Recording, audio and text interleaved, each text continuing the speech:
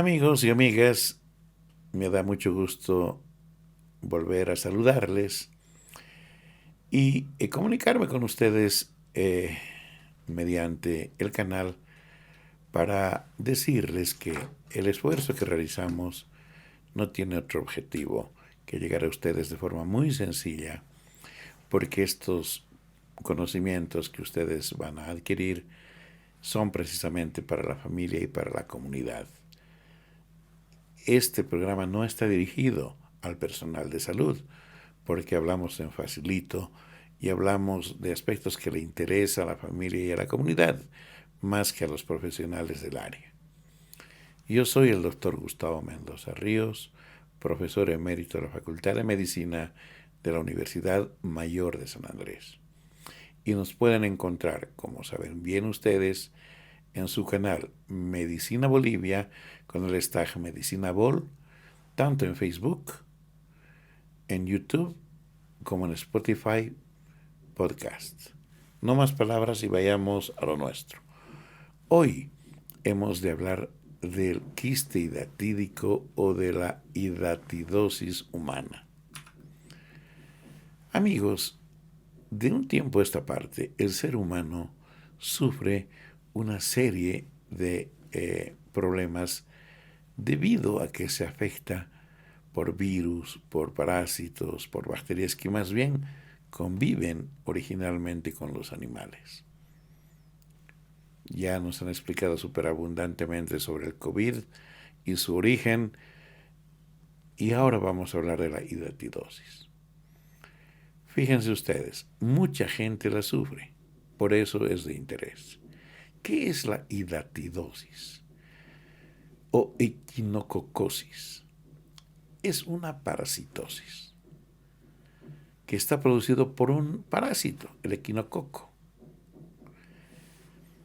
Existen más de 10 especies de equinococo, pero el lugar habitual, el huésped de este equinococo es el perro, o en general lobos y otros cánidos.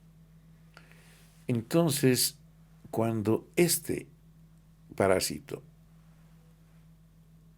invade el organismo humano, es capaz de ubicarse en distintos órganos y entonces va a provocar la presencia de un quiste con contenido de estos parásitos en alguna forma de evolución, no como parásitos adultos, sino más bien como larvas, como huevos, etcétera.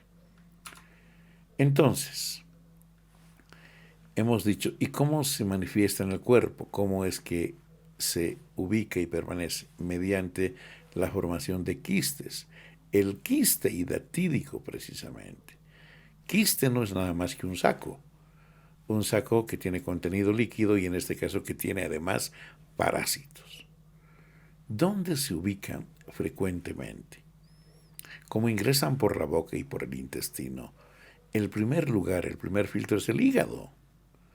Y cuando no se ubican allí y pasan este filtro, se van a los pulmones. Y de allí pueden proseguir y pueden ubicarse en cerebro y absolutamente en todos los órganos que ustedes se pueden imaginar por la circulación. A donde llega la sangre puede llegar el parásito, la larva del parásito. No se transmite de persona a persona, sino es a través de las deposiciones de las heces fecales de perros que están con el parásito en su organismo. Voy a tratar de decir en un minuto el ciclo vital del equinococo granulosus, que es el que produce la hidatidosis.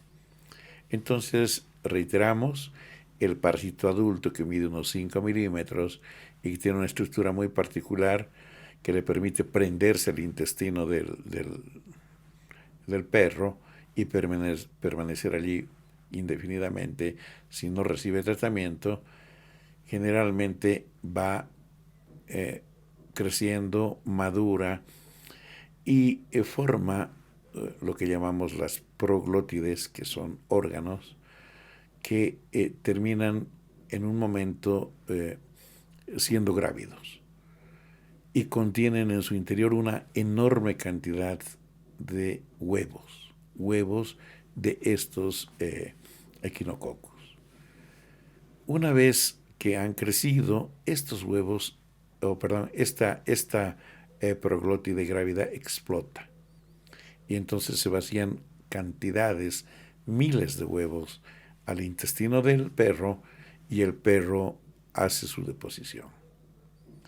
Este perro hace su deposición generalmente en la calle, en el campo, en los pastos y por supuesto rumiantes, ovejas, vacas pueden comer el pasto contaminado y se pueden contaminar. Por lo tanto, al humano puede llegar básicamente porque un perro que se ha enfermado y elimina sus huevos puede contaminar el ambiente donde vive, puede contaminar las verduras, puede contaminar también el pelo de otros animales y el hombre los ingiere, los come junto con las verduras, con las frutas y eventualmente inclusive si lleva a la boca después de que ha frotado el pelaje de un perro infectado. ¿Y cómo va creciendo este problema? Porque por supuesto las vacas, ovejas que se han contaminado tienen en su intestino y en otras partes estos quistes y es frecuente de que especialmente en zonas donde se carnean, estas vísceras o se eliminan o se las vende para preparar comida para los perros. Estos perros comen estos parásitos, los que no están enfermos, y se enferman. Y el círculo vicioso se va ampliando. Conclusión. El perro es el reservorio. Los huevos que elimina este parásito en el intestino del perro se eliminan al exterior. Estos huevos pueden el suelo, las verduras, las frutas contaminar. Y el hombre ingiere estos mediante la alimentación. Punto. Estos parásitos en distintas formas de evolución, como huevos, se dice como oncósfera, que es un embrión prácticamente, es como ingresan habitualmente en el organismo. Y estas ingresan a la circulación absorbiéndose por el intestino. Y por supuesto, todos los alimentos, los nutrientes, se absorben por el intestino del ser humano y pasan al hígado para su procesamiento. Aquí es donde generalmente estos parásitos primero se ubican. Si no pasan de allá, entonces se van a ubicar en la zona que más irrigada está en el hígado, generalmente el lóbulo derecho del hígado, pero puede estar en varios lugares. Puede ser uno el lugar o varios los lugares de implantación del parásito, de tal manera que a futuro van a ser un quiste o varios quistes. Y como decía, si es que no paran allá y siguen la circulación portal, la vena cava, etcétera, etcétera, entonces pueden ubicarse en el pulmón, en el cerebro o en cualquier otro lugar. Pueden estar en los huesos, en el corazón, en el vaso, etcétera, etcétera. Ahora bien, ¿cuánto tiempo tarda entre que uno se contamina con el parásito, lo ingiere y tiene síntomas? Muchos años. Hablemos de un promedio de 10 años. Esto es lo que llamamos como periodo de incubación, es decir, el tiempo en el que el paciente ha ingerido el parásito y este se ha ubicado en el hígado. Y en el hígado ubicado empieza a crecer, o en cualquier órgano.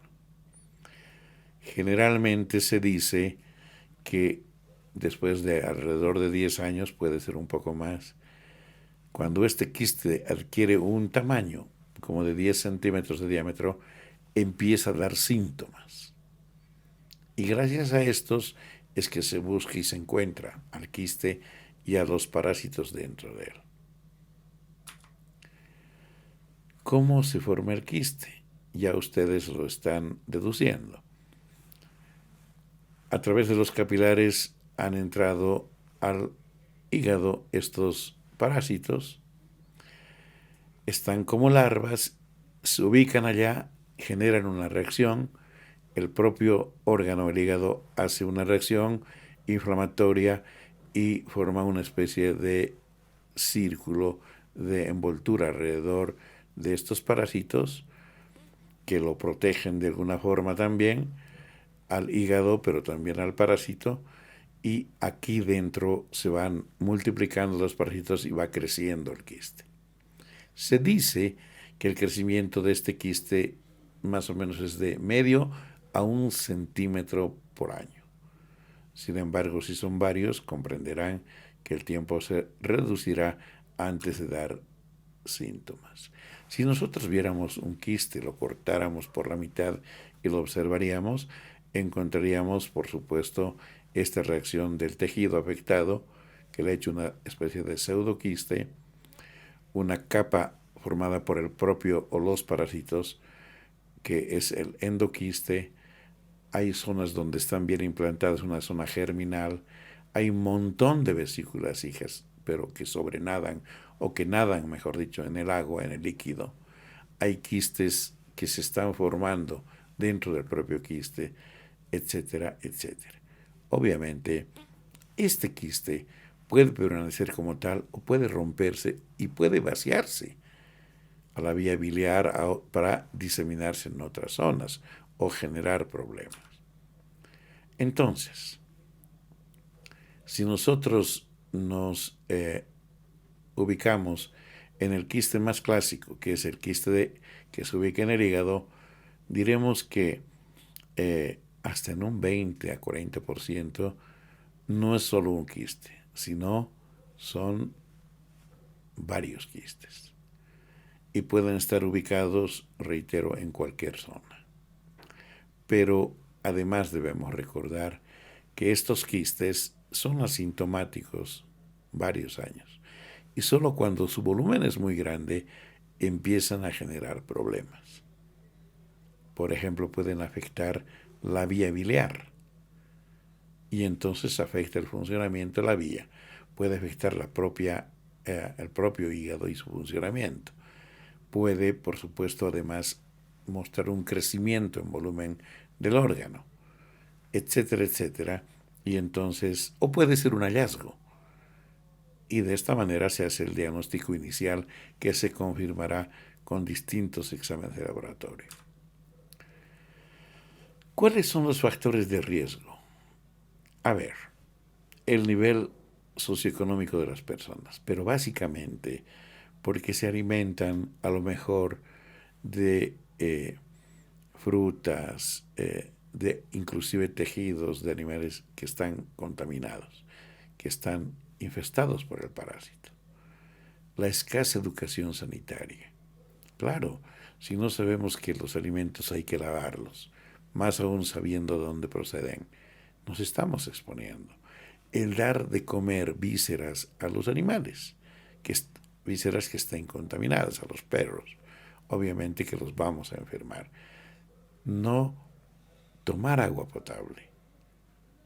Por supuesto, el agua puede estar contaminada con los huevos de estos parásitos, pero fundamentalmente nuestra estrecha relación con los perros y la falta de cultura a la desparasitación de ellos.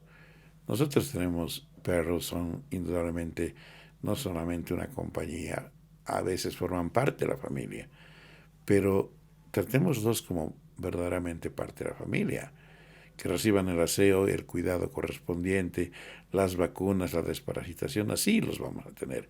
Pero aún así no podemos estar viendo que la gente bese a su perro, porque por más limpio que sea el perro, cuando va a la calle, al parque, ¿qué hace? Pues ustedes lo saben mejor que yo y no voy a hablar. Por lo tanto, es bueno saber que el perro que está contaminado con el parásito es el que va a enfermar. Y lo hará mejor si este perrito contaminado está besando a su amo o está durmiendo en su cama o está siendo permanentemente acariciado y no se lavan posteriormente las manos. ¿Cómo se hace el diagnóstico? Los médicos, que es el personal idóneo para hacer el diagnóstico y manejo del caso, básicamente se basa su diagnóstico en 3 aspectos. Primero, la clínica. Siempre la clínica es la que manda. Y luego recurrimos a exámenes serológicos, exámenes en sangre y exámenes de rayos X, ecografía, tomografía, resonancia, que se llama imagenología. E inclusive después de resolver el tema, si es quirúrgico, hacemos un diagnóstico etiológico, básicamente verificando la existencia de estos parásitos en sus distintas formas de evolución y si están vivos o no. ¿Cómo hacen el diagnóstico clínico? ¿Cómo hacemos los médicos? Básicamente, cuando hay síntomas, cuando el quiste ya tiene generalmente más de 10 centímetros. Hay un dolor abdominal, generalmente se ubica más en la zona que sabemos dónde está ubicada la vesícula, el hígado. Puede haber crecimiento del hígado. Puede, si se afecta la vía biliar, el paciente volverse amarillo, se llama ictericia ello. Eventualmente pueden haber inclusive fístulas del quiste a la vía biliar, etcétera, etcétera. Y adicionalmente puede este quiste infectarse secundariamente y volverse una bolsa de pus con quistes. También podemos ver la ubicación frecuente en pulmones. Y aquí una placa radiográfica es vital para hacer el diagnóstico que corresponda. Generalmente, como vamos a ver más adelante, para los problemas abdominales, la ecografía es muy accesible, pero en el tórax una placa es muy interesante utilizarla. Para el cerebro también, más otras que vamos a señalar este minuto. Entonces, cuando hay sospecha clínica, hacemos necesariamente la confirmación por laboratorio. Hay muchísimas pruebas de laboratorio, unas más específicas y sensibles que otras. Pero hoy por hoy estamos utilizando el ELISA, la hemaglutinación indirecta y el látex. Los médicos piden explícitamente al laboratorio lo que quieren y se determina la presencia, obviamente inmunológicamente se detecta la presencia de estos parásitos, la reacción que hace el cuerpo a estos parásitos. Y de esta manera, pues se hace el diagnóstico. Y no hay duda que el examen imagenológico es vital, imprescindible. La ecografía, reitero, puede ser la forma ideal para explorar muchas veces el abdomen, el hígado, etc. Una radiografía convencional, fundamentalmente para pulmones, básicamente, y partes óseas. La tomografía axial computarizada es el gold standard. Digamos que es el mejor método, aunque es un poco caro, pero no todos los pacientes deben llegar a hacerse tomografía necesariamente. Con la tomo se ve absolutamente todo cuanto uno quisiera ver del órgano afectado y del tamaño del quiste. También se puede hacer la resonancia magnética, especialmente cuando las lesiones no son muy fáciles y muy accesibles, digamos, a otros métodos, cuando hay además complicaciones, especialmente fístulas del quiste a órganos, si hay abscesos, etcétera, etcétera. El médico suele utilizar inclusive en muchas ocasiones como diagnóstico antes de la operación a la que va a ser sometida la paciente o el paciente afectado. Concluyo. ¿Qué hacemos como tratamiento los médicos?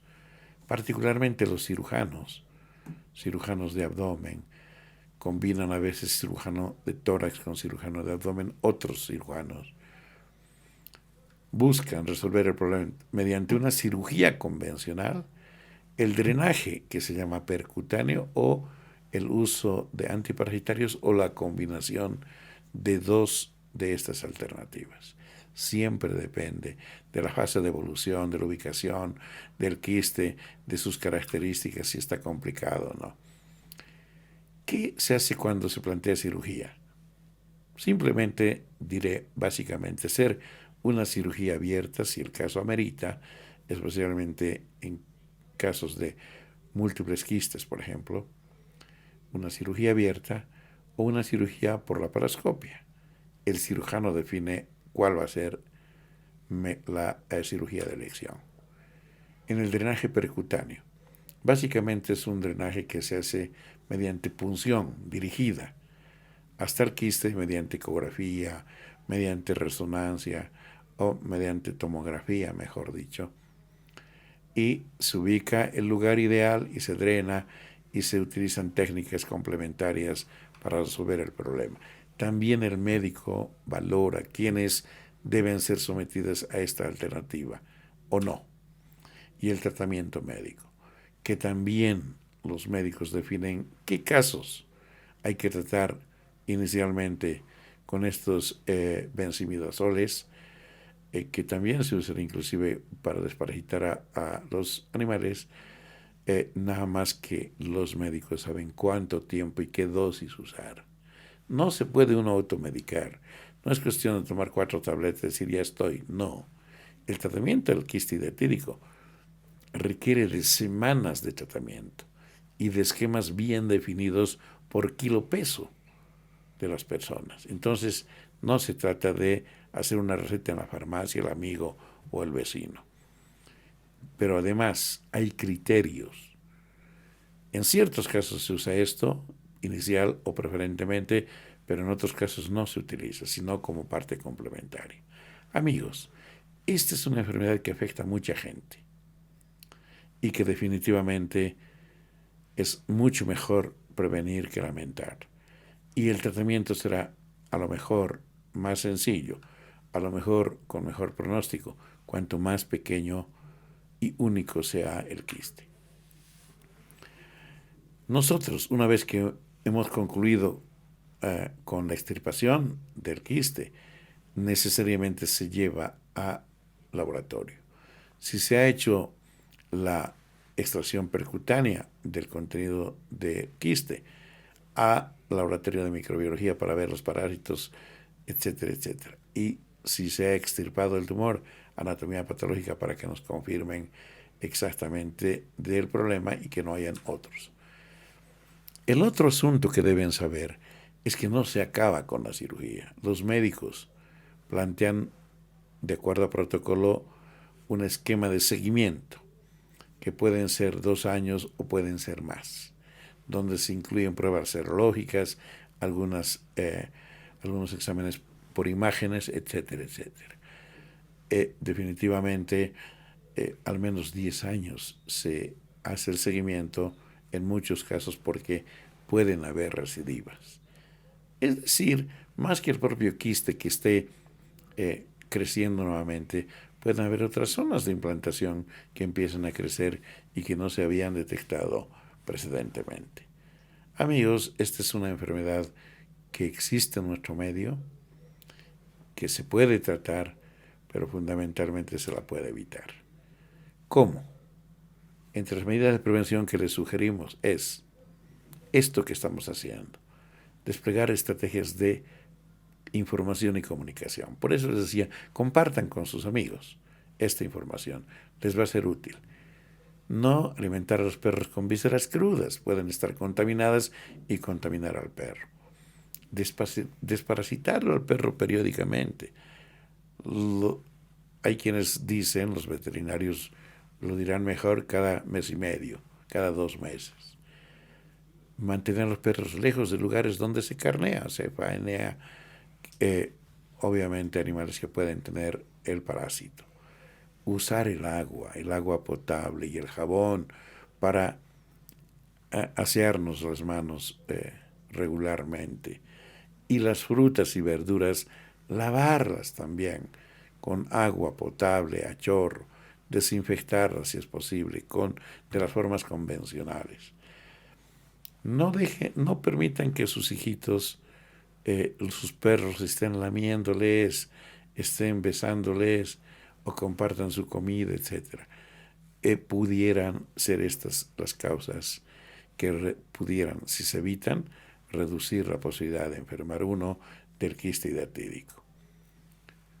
Si no hay agua potable, lo que hacíamos antes, pues hervir el agua unos minutos para consumirla.